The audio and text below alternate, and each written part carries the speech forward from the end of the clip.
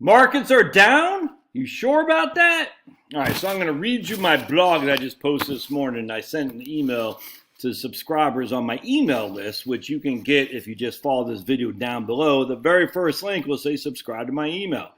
If you don't like me or you don't want to be here, don't subscribe. Hey, if you don't like dogs, don't subscribe. I'm not asking you to do so. I'm just saying if you want to. The more people, hey, we don't need a ton of people to subscribe. But if you want to be kept in the loop of my blog posts or anything else I do, and I probably email once or twice a month. Anyway, so this right here is on my website, which I'll share with you. It's just under Heritage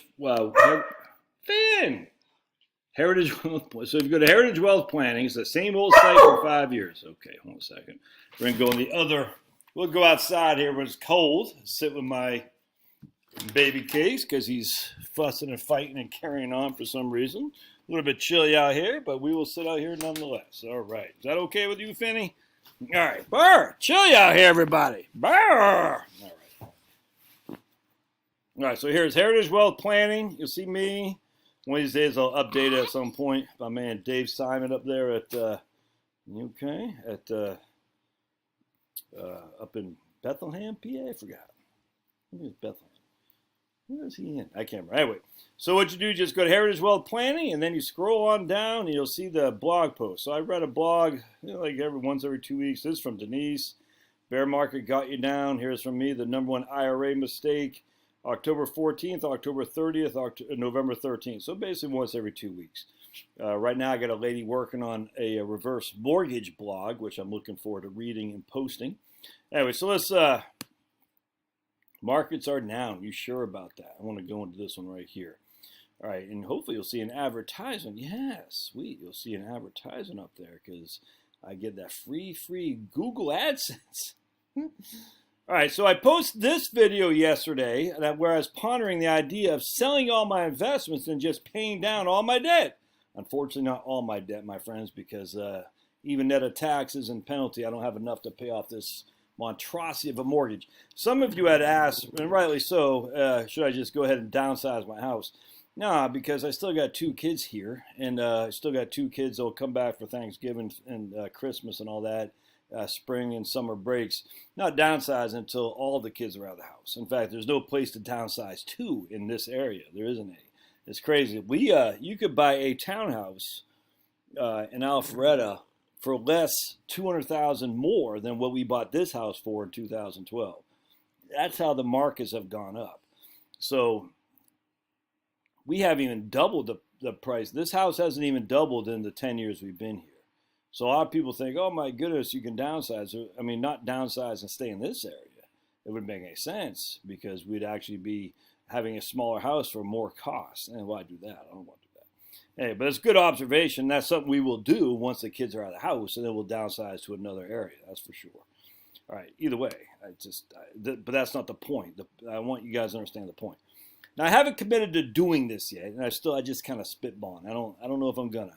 Frankly, as we say here today, I probably will, but things could change. And I'm certainly not going to do it this calendar year because the tax year. I will wait till the new tax year for sure. So my motto now is pray, pay off debt, and travel light. Pray, pay off debt, travel light. That should be your motto too, actually.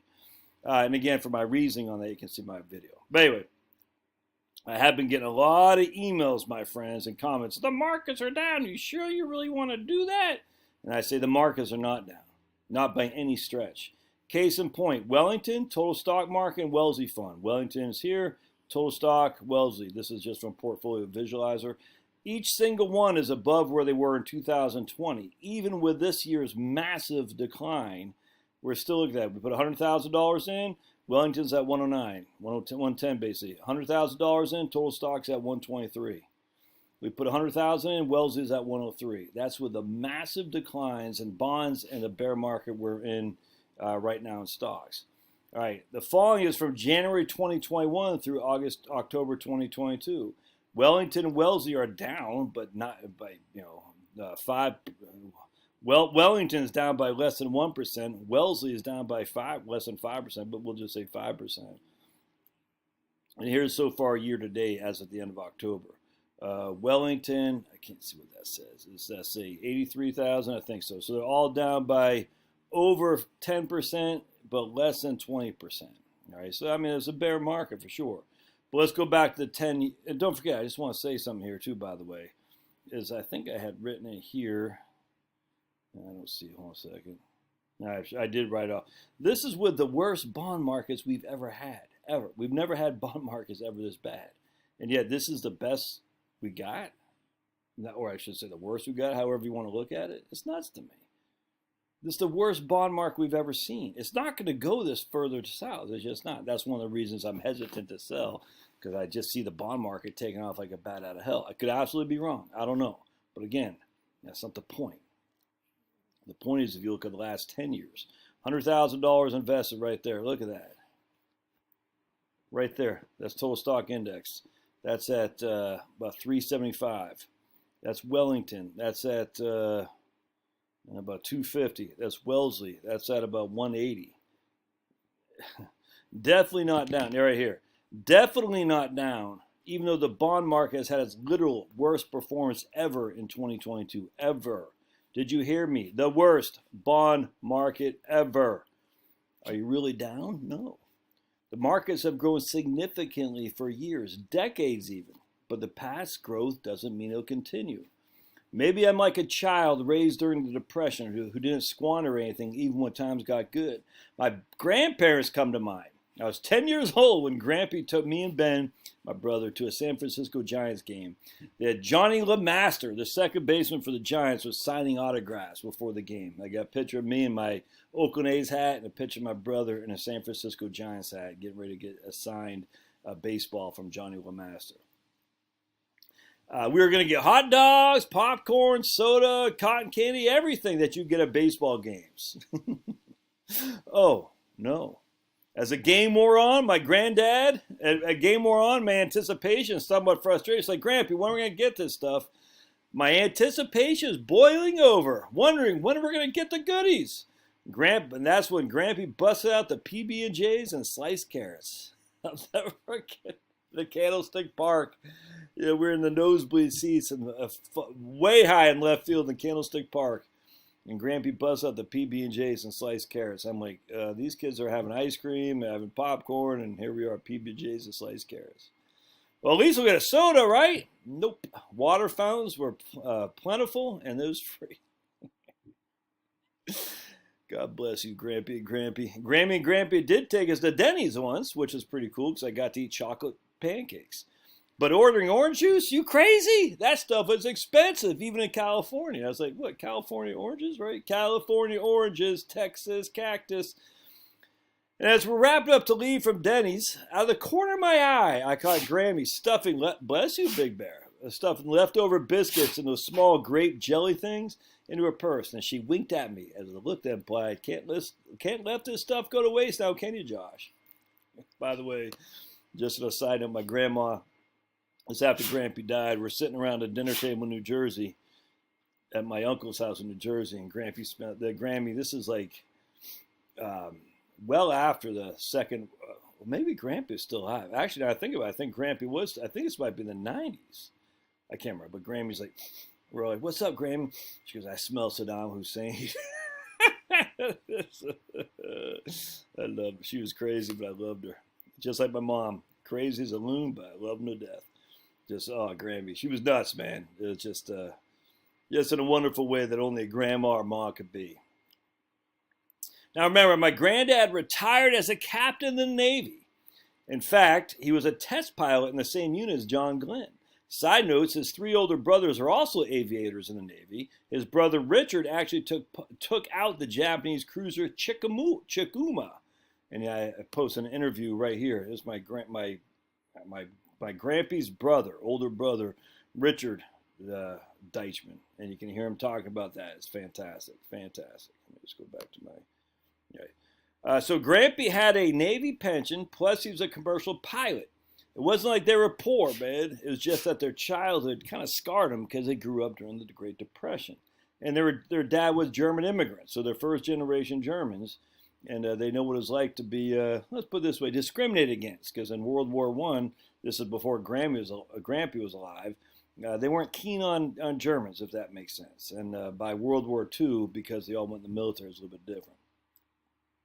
But all that stuff certainly was relayed to my granddad from his German dad, who told him about discrimination and being without. Anyway, so back in the late 90s, Charlotte and I when we lived in Phoenix, we went up to see Grammy and Grampy in their Los Altos, California home. This was the first time Charlotte ever met them, so Grampy spoiled us by making his famous sauerkraut with sliced hot dogs. He was German through and through, after all. For drinks, we split a 12-ounce can of Coke. If memory serves, Grammy didn't drink Coke, so Grampy poured 4 ounces to each of our cups. He'd go around the table, and one 12-ounce can of Coca-Cola. If you wanted more, we'd drink water. I gotta go in the other room here. Mind you, Los Altos. Let me pause. I gotta go in the other room. I had to change locations because the computer was going dead. Mind you, Los Altos, even then, wasn't a cheap place to live, but they had been in that same house since like 1967. Today, that house would easily go north of $3 million, but as is typical of the millionaire next door, you never know they weren't strapped. This is the mindset of the children of the Depression. Waste not, want not. I'm sure you have your own stories you can share about your parents and or grandparents. My point is that I just can't get over what happened in Japan from 1990 as the same as my grandparents couldn't get over what happened during the Great Depression. From 1990 through 2011, $100,000 invested in Nikkei would be worth $28,000 at the end of 2011. And yes, inflation wasn't a huge issue, but this was even including inflation. And it wasn't like the Japanese were an emerging market at that point, or they're run by Chavez or commies either. Hugo Chavez from Venezuela had already emerged into the titan everyone thought it was in the late 1980s. Even if you're only pulling 1.9% a year, as some of the doomsdayers are telling us is a new safe withdrawal rate, without even adjusting for inflation, you still ran out of money in year 23. You have to keep in mind that the golden years of Japan, 1975 through 1989, in those 14 years, 100,000 invested grew to $1 million. So let's go back to the graph, but this time let's see what the U.S. markets have done from 2009 until now. Wellington, 100,000 invested is worth 355. That's with the huge, biggest bond drop ever and a 25% decline in the stocks. Total stock market is at 552. Total Wellesley is at 257. And the total stock market was right here, just under $700,000. Now, not quite the run-up of the 14 years of Japan, but you see some similarities. Eerie similarities. Even with this right here, significant run-up. Now check this out. Higher interest rates will mean higher interest payments and deficits. For example, if interest rates were 1 percentage point higher than the projected for all of 2021, interest would cost the U.S. government $530 billion in debt, which is more than the cost of Medicaid. If rates are 2 percentage points higher, interest would cost $750 billion, which is more than the federal government spends on defense or Medicare. And at 3 percentage points higher, interest rates would cost $975 billion, almost as much as spent on Social Security. That was written on March 10, 2021. What were the 10-year rates then? 1.5. What are they now? About 4. So he's saying at 3 percentage points higher, more than what it was then at 1.5, that's at 4.5. Interest would cost $475 billion to the federal government, which is almost as much as we're spending on Social Security. Let me remind you of an article that Phil Graham had written in the Wall Street Journal back in 2013.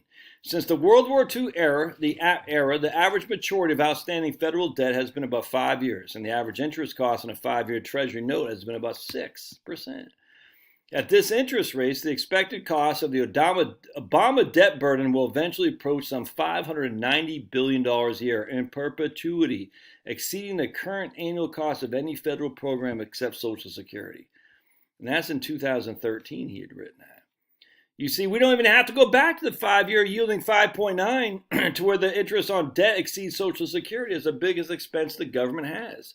And this is not fear-mongering to ask a simple question. How long can this go on for? And I don't know. You don't know. No one knows. But this goes back to my fundamental concern. What if a Japanese scenario emerges in the States where many people get wiped out? Okay, then the next logical question would be, if that happens, who are the people who would get wiped out? And thankfully, we have the answer right in front of us.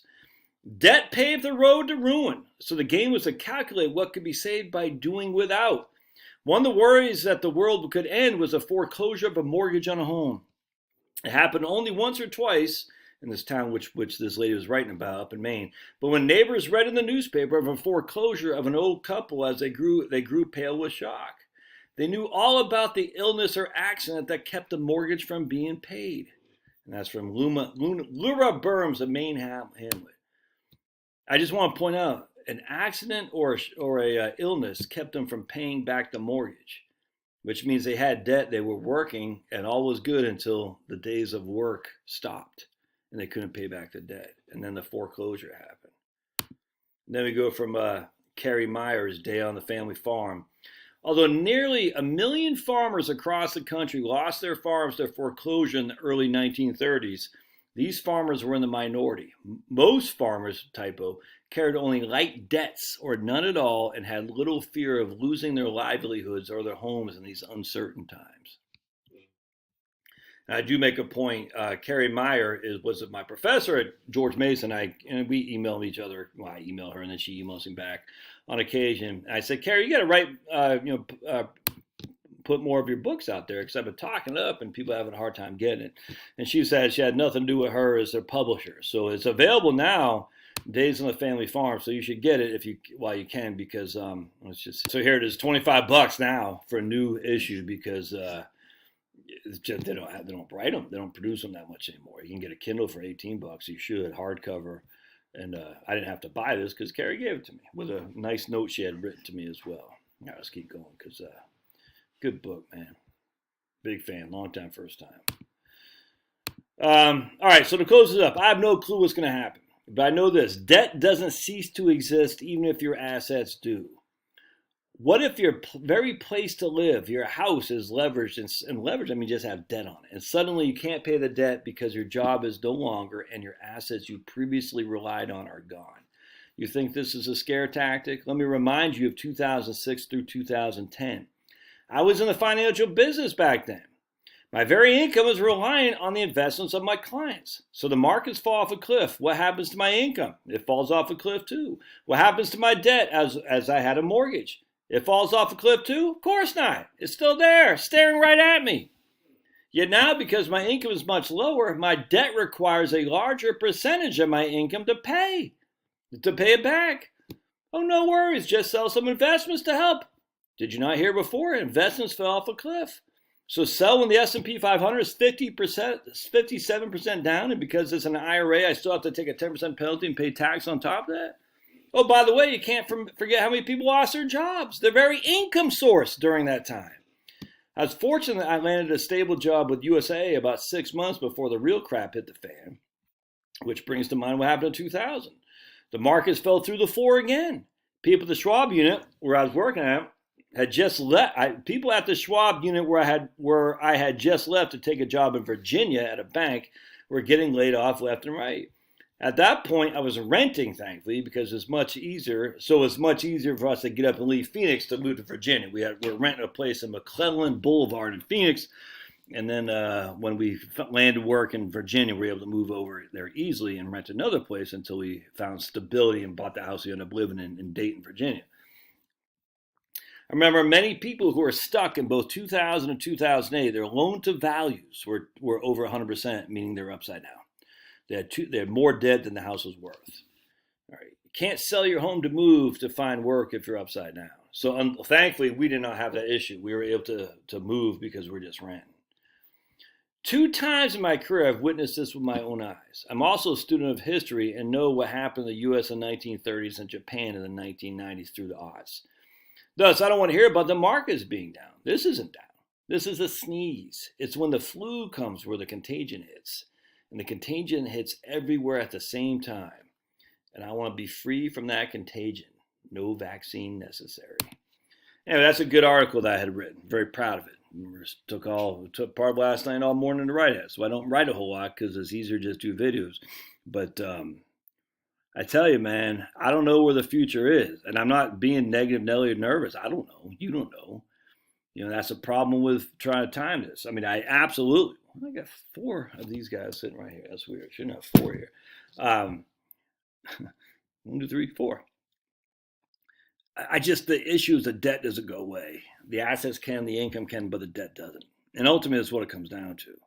So again, I need to put a new mantra on my website: pray, pay debt, travel light.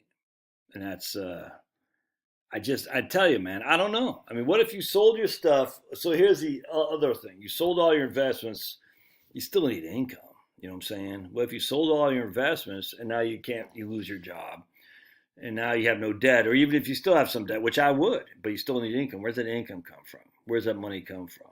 Are you going to have to go back in debt? Obviously, you would. And that's a risk. There's always a risk on everything you do. There's no right or wrong answer, dudes. Now, the issue that I have to contend with is I absolutely believe the bond market is going to tear it up. I absolutely do. And I want to be part of that when it does, given that I just went through the worst bond market in history. But the debt rate, the debt is still there.